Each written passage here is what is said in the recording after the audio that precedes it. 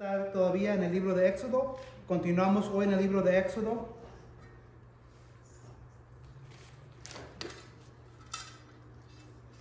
Éxodo capítulo 4 vamos a estar hoy, igual que la semana pasada. Éxodo capítulo 4 vamos a estar mirando versículos 27 a 31.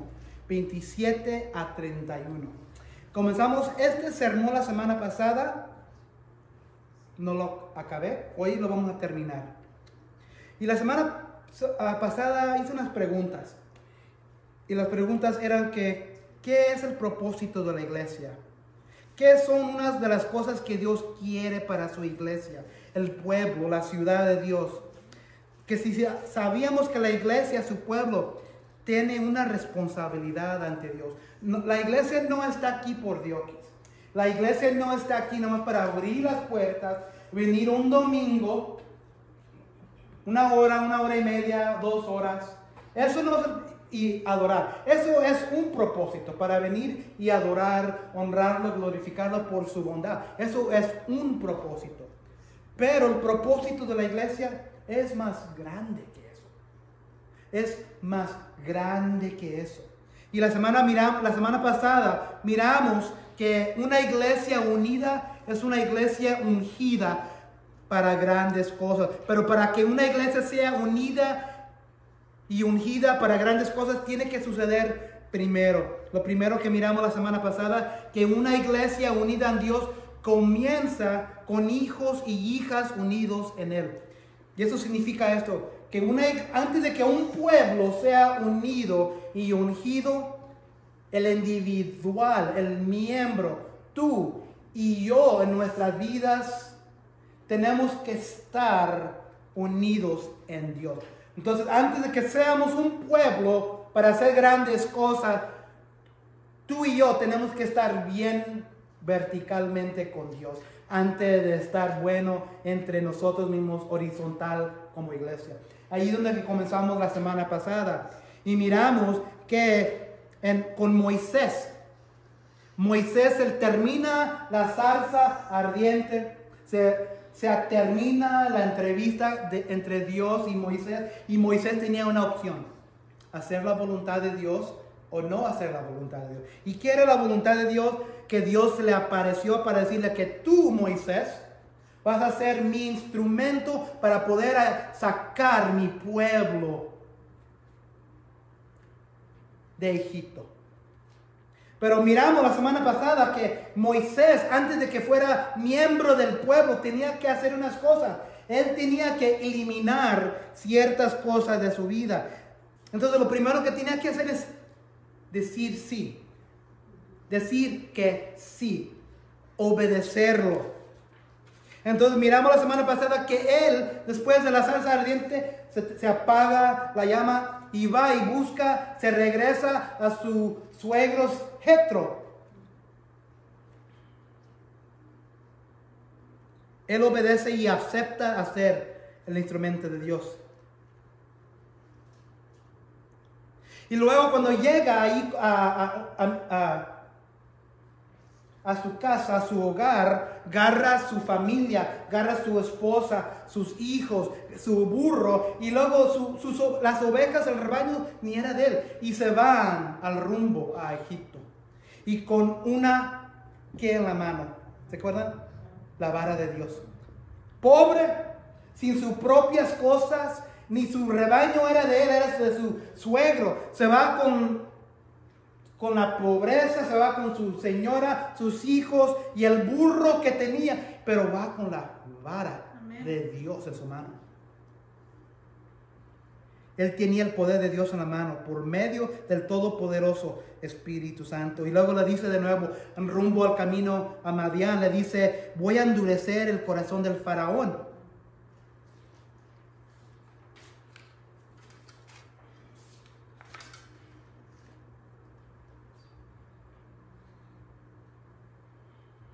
Luego miramos un momento incómodo, ¿se acuerdan? Ya iban llegando casi a Egipto.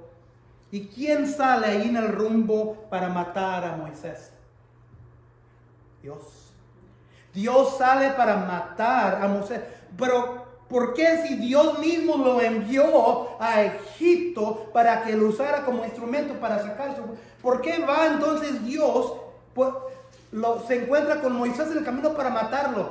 Es que si se acuerdan el pacto que Dios, Jehová, había hecho con Abraham, le había dicho que cada niño, cada hijo, cada varón tenía que ser circuncidado a los 8 días.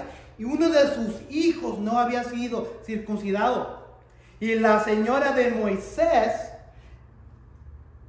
sabe lo que está sucediendo y agarra y le corta la carne al bebé y lo tira a los pies de Moisés. Y le dice, ¿qué es lo que le dice en capítulo 4? Le dice en versículo, vamos a ver aquí, 24, le dice Sipora, se llama la señora. El Señor salió al encuentro de Moisés en una posada y estuvo a punto de matarlo, pero Sefora, tomando un cuchillo de pedernal, le cortó el prepucio a su hijo, luego tocó a los pies de Moisés con el prepucio y le dijo, no hay duda, tú eres para mí un esposo de sangre. Después de eso el Señor se apartó de Moisés, pero Sefora había llamado a Moisés esposo de sangre por causa de la circuncisión. Entonces había algo que Moisés todavía lo estaba deteniendo. Moisés no había dejado ir la carne de su vida. Y así son muchos cristianos. Quieren seguir adelante, quieren ser cristianos, quieren ser miembros de la iglesia, pero no han cortado la carne de su vida. ¿Y cómo se mira la carne en nuestras vidas hoy? Alguien diga, ¿cómo se mira una forma de la carne todavía? Cuando Dios dice que tú eres mío, hijo, hija, pero Dios dice, no te has cortado de la carne de tu vida, y Él nos encuentra en el camino y dice, ¿quién eres? Yo no te conozco, no te reconozco. ¿Cuáles son formas de qué carne estamos hablando hoy en nuestra vida? ¿Cómo se mira? ¿Tomar quizás? ¿Borracharnos? ¿Las drogas? ¿Qué otras formas son la carne? El pecado, cualquier pecado que nos detiene de Dios.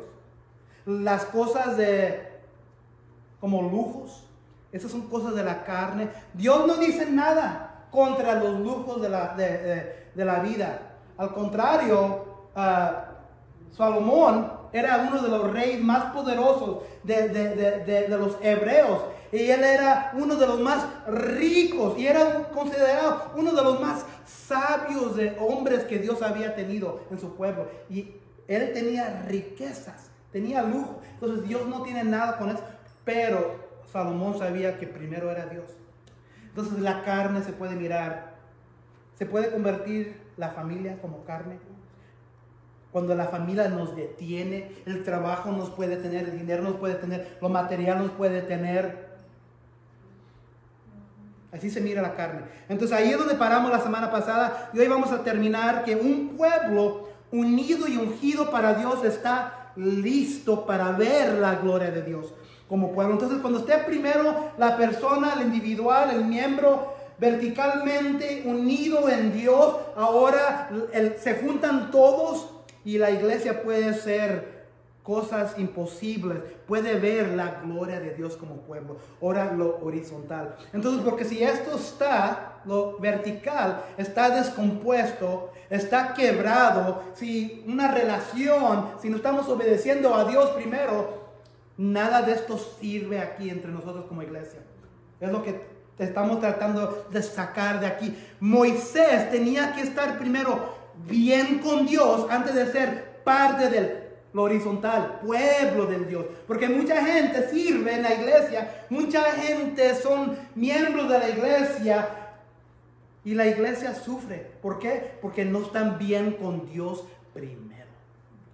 Y si la iglesia quiere ver las manifestaciones, las obras tremendas y grandes y milagrosas de Dios, tiene que estar la iglesia unida primero en Él, antes de que estemos unidos entre nosotros. Entonces vamos a mirar 27 a 31, que un pueblo unido y ungido para Dios está listo para ver la gloria de Dios como pueblo. Versículo 27.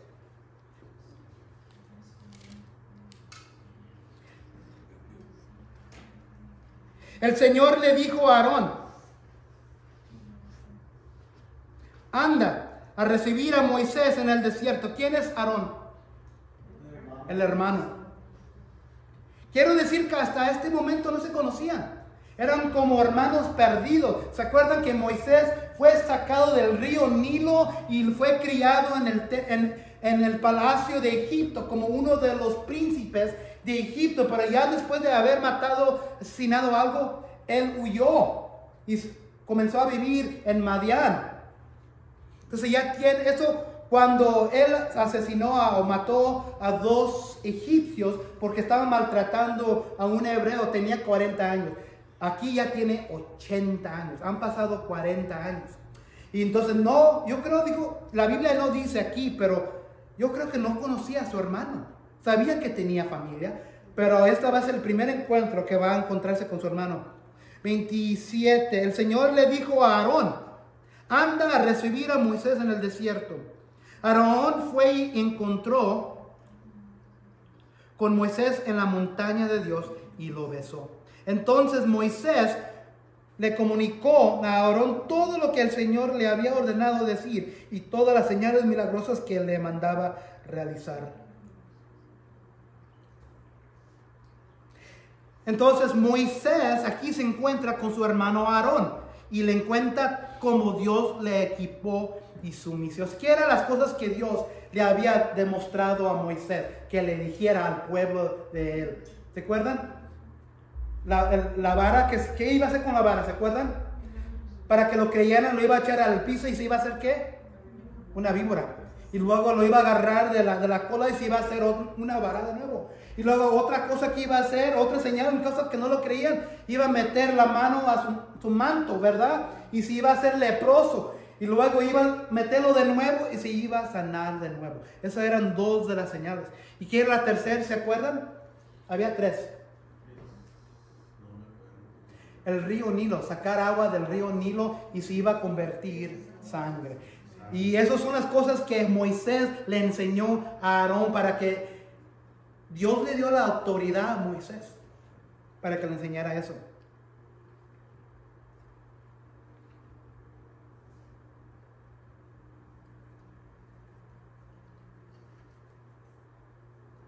Moisés le dijo a Aarón.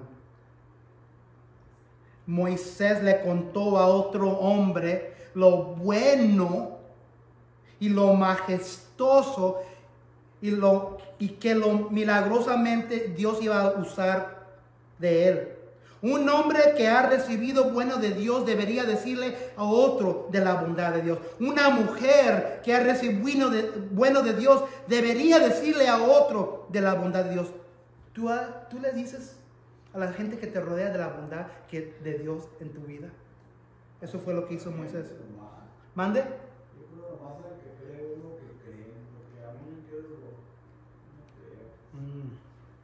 El hermano de Moisés, como hemos dicho, vamos a aprender un poco de Aarón.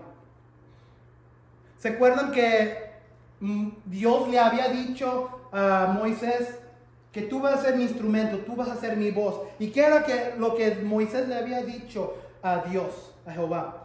No, yo no sé, Señor, no puedo hablar bien, yo tartamudeo, yo no puedo hablar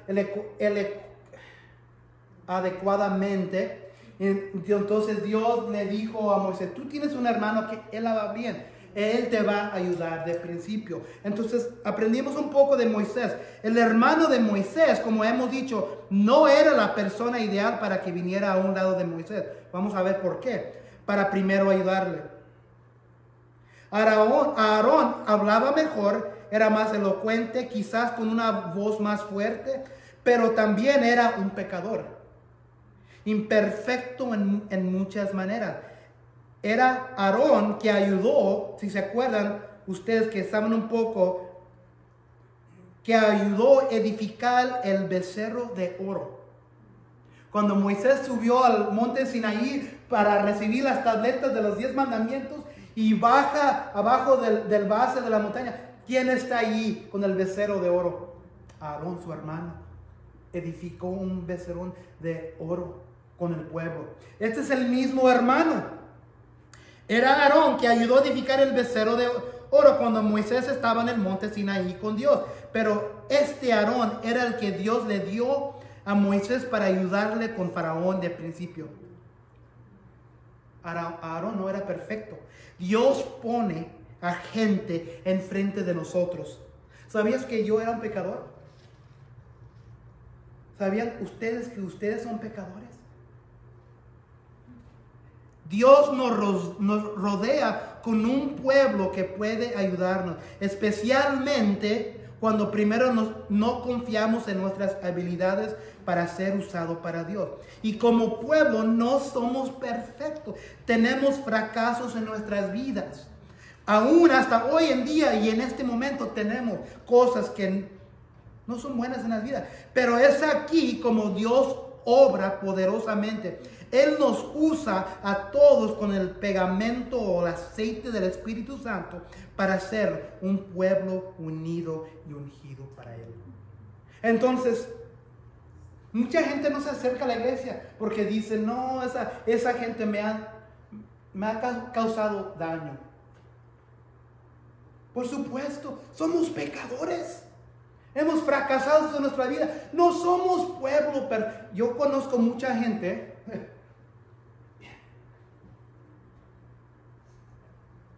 aún más reciente, que es una iglesia que se ha dividido porque la gente no son perfectas.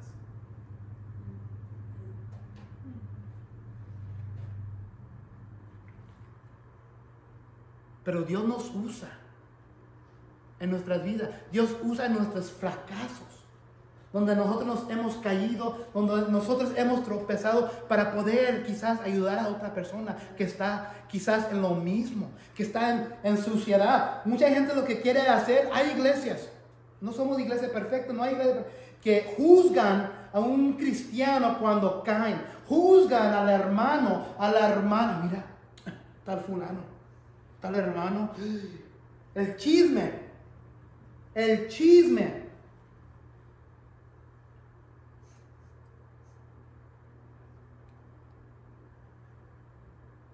Pero Dios usa a esa misma gente, ese mismo pueblo, para poder ayudarnos. Entonces, Aarón no era la persona adecuada de principio, pero era la única persona que él tenía. Nosotros tenemos a nosotros mismos. Ustedes están para aquí, para mi señora, para mi familia. Nosotros estamos aquí para ustedes. Ustedes están aquí para ustedes mismos. Somos un pueblo. No importa qué ha sucedido. Aquí no estamos para juzgarnos, estamos para ayudarnos. Cuando alguien cae, cuando alguien tropiece, deberíamos decir, ¿sabes qué, hermano? Yo también estaba en esa misma suciedad. Yo también he fracasado. Yo también he caído. Y esto es lo que me ha ayudado.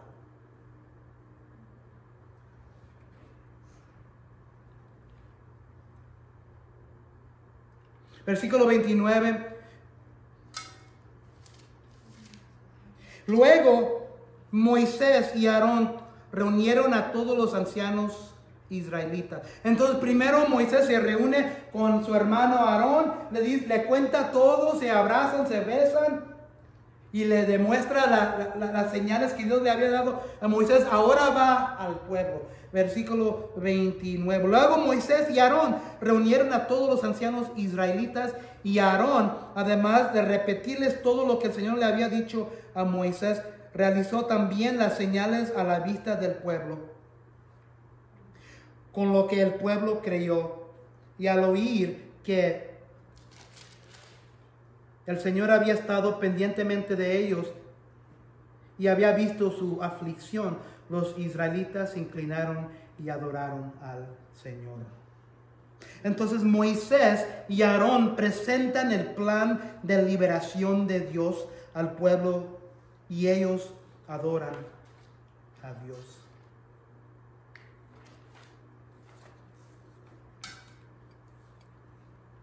Años antes, cuando Moisés se ofreció a sí mismo como libertador a Israel, lo rechazaron. ¿Se acuerdan cuando Moisés se levantó contra los dos, contra el egipcio que estaba maltratando a los hebreos?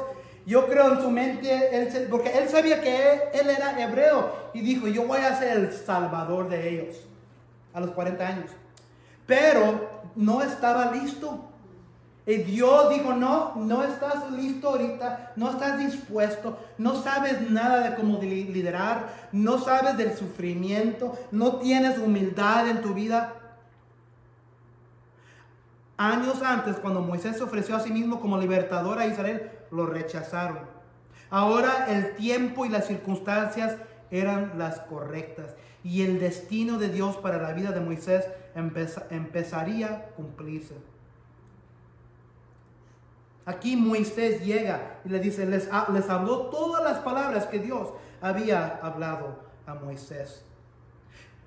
Hemos hablado de esto antes. Hemos hablado que Jesucristo no se menciona en el Antiguo Testamento, pero hay referencias a Él en todo el Antiguo Testamento. Y también, más que eso, hay personas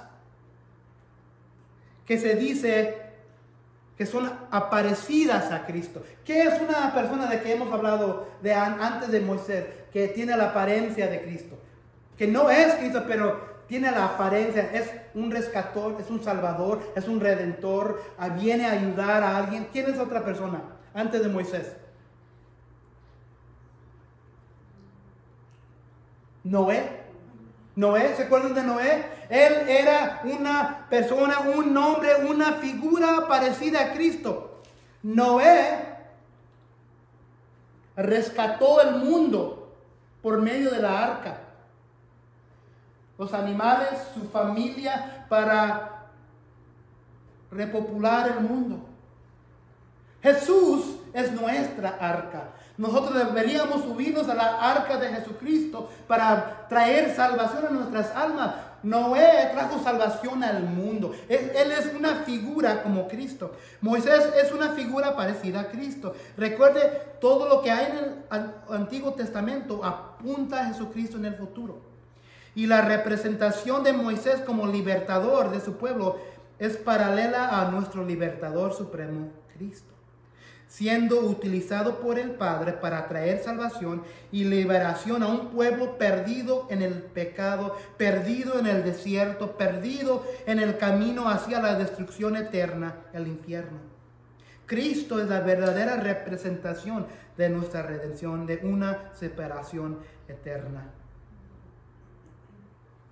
Juan 3, 34 y 36 dice, porque aquel a quien Dios ha enviado habla las palabras de Dios, pues Él da el Espíritu sin medida. El Padre ama al Hijo y ha entregado todas las cosas en su mano. El que cree en el Hijo tiene vida eterna, pero el que no obedece al Hijo no verá la vida, sino que la ira de Dios permanece sobre él. Entonces aquí Moisés tenía las noticias. Moisés trae el evangelio de salvación a su pueblo. Ahora lo que tiene que hacer el pueblo es escuchar y creerlo. Y fíjense lo que dice en versículo 31. Al oír que el Señor había visitado a los israelitas y había visto su aflicción, se postraron y adoraron. Creyeron. Moisés era un mensajero de Dios, igual que Cristo era. Cuando su pueblo, su gente, su iglesia está, cada uno primeros alineados con Dios, viviendo sus vidas alineadas en obediencia a Dios, por medio de su palabra y sus promesas, no hay nada que pueda detener el poder y la gloria de Dios como pueblo.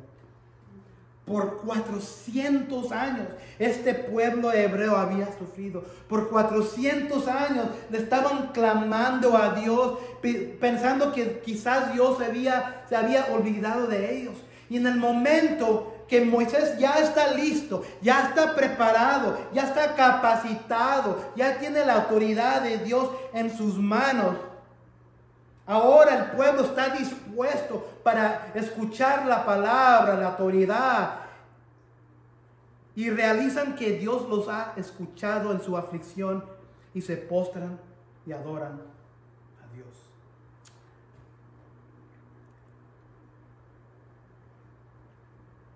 ¿Cómo se mirará estas maravillas de Dios cuando cada uno está viviendo para Dios? Fíjense, primero era Moisés, tenía que recibir, tenía que entender, tenía que aceptar, tenía que obedecer, tenía que tomar el primer paso.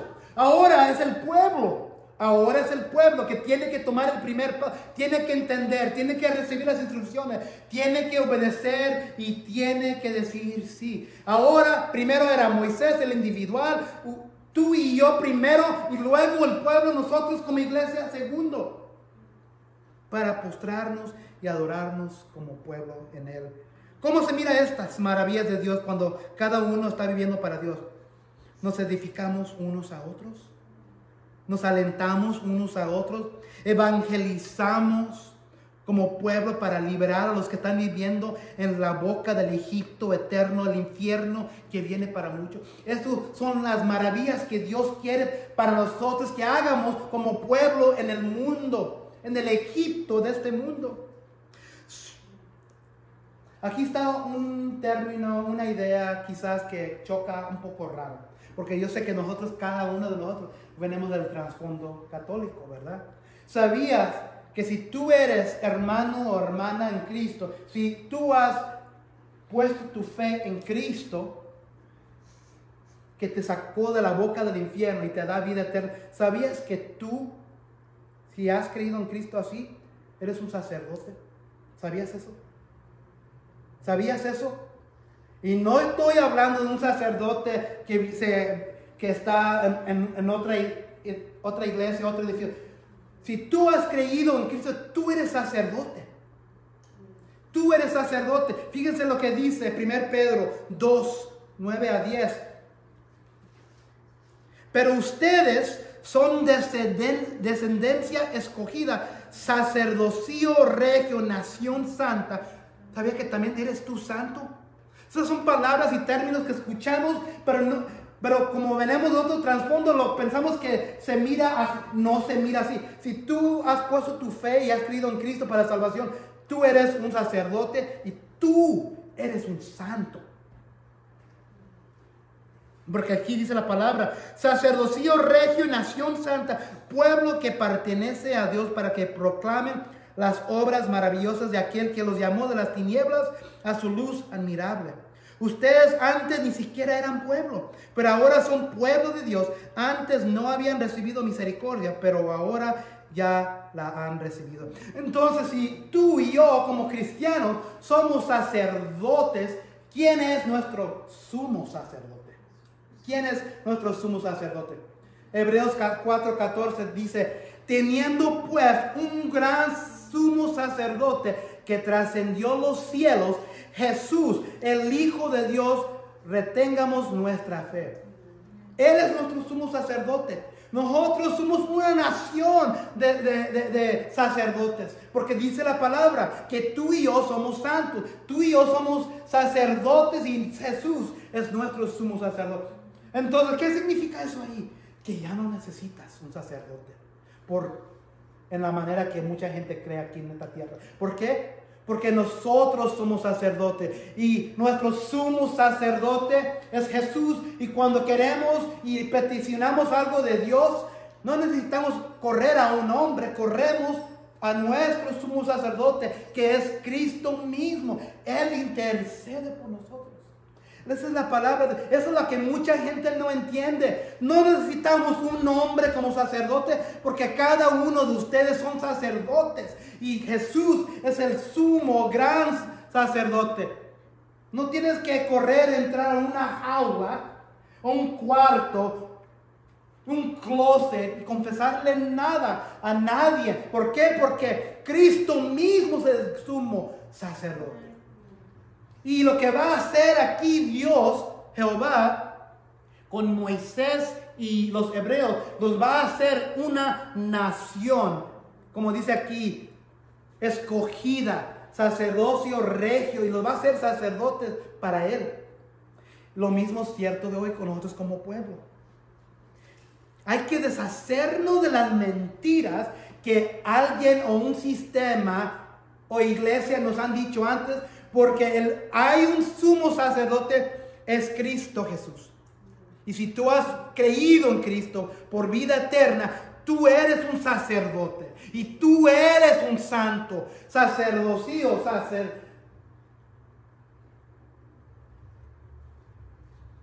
santo, sacerdote. Todas son palabras que mucha otra fe nos avienta a nosotros y pensamos que significa eso. No significa nada eso. Los santos no están muertos. Los santos son tú y yo.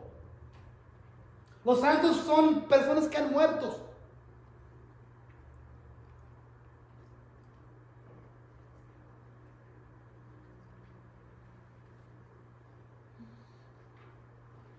El pueblo creyó al oír que el Señor había visitado a los israelitas y había visto su aflicción, se postraron y adoraron.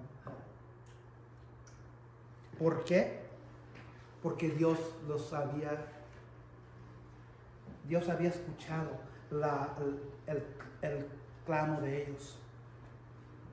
Dios había mirado la aflicción de ellos.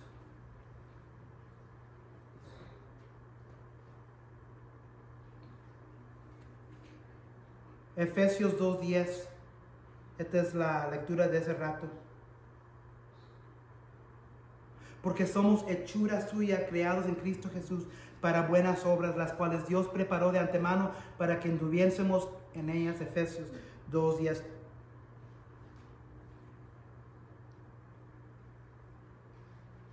Otro versículo que es Juan 14:12, donde dice que les aseguro que este era el versículo de la semana pasada que hizo la hermana. Les aseguro que el que cree en mí también, que está hablando de Jesús mismo, el que cree en mí también hará las obras que yo hago y aún las hará mayores, porque yo vuelvo al Padre. Repito el versículo que dice, les aseguro que el que cree en mí también hará las obras que yo hago y aún las hará mayores, porque yo vuelvo al Padre. Está diciendo Jesús que el que crea en mí va a hacer cosas más grandes que yo hice. ¿Y qué es lo que hizo Jesús cuando vivió en su vida? Cosas tremendas, maravillas, milagros. Pero aquí la palabra en Juan 14 dice que les aseguro que el que también crea en mí va a hacer obras más grandes que Él. Eso es el propósito de la iglesia. Eso es el propósito de nosotros. Para hacer cosas, maravillas tremendas para la obra de Dios. Cristo mismo dijo estas palabras. Tenemos su autoridad, su vara en la mano de nosotros como iglesia. Podemos hacer cosas tremendas con este poder, con este privilegio. Pero muchos en la iglesia no han tomado el primer paso. No se han alineado primero bien con el Señor y por eso muchas iglesias sufren. Por esta razón muchas iglesias ¿se acuerdan del versículo que cuando algo está ni frío ni caliente, está tibio? Muchas iglesias están tibias y no tienen un buen sabor en la boca de Dios. No pueden crecer, no pueden evangelizar, no pueden salir de lo carnal de la vida muerta.